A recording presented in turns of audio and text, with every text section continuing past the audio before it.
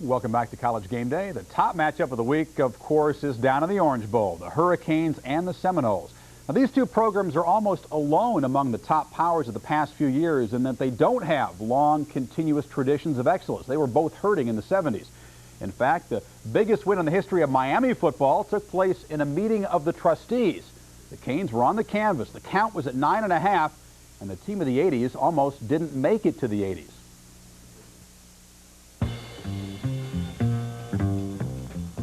The 50s, when teams from a tiny college in a small resort city stunned fans by felling gridiron giants.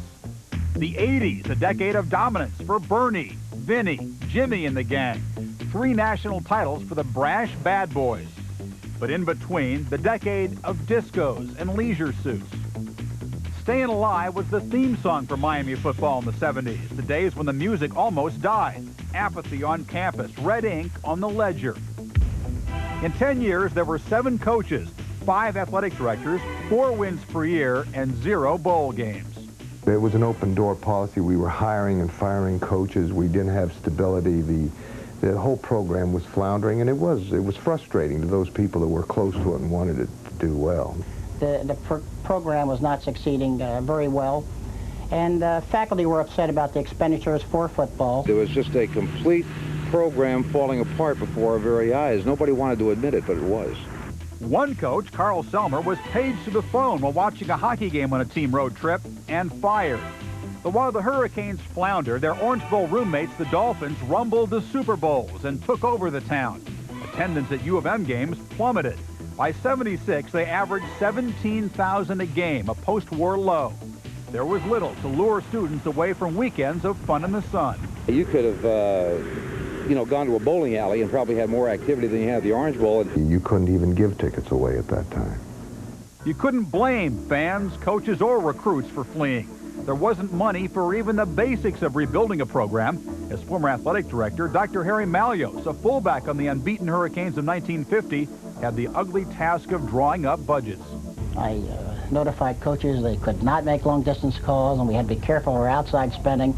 It was very difficult. I mean, it was difficult to run a program in circumstances like that. In the middle 70s, battle lines were drawn on the Board of Trustees. Don MARRIOTTO, another Hurricane hero from the glory days, had to fight the forces that had killed off the basketball program and wanted the same fate for football. The fashionable thing at that time was to be opposed to athletics rather than to support it. And we had a lot of trustees at that time that I think, had it ever come to a vote, might have voted to throw intercollegiate athletics out.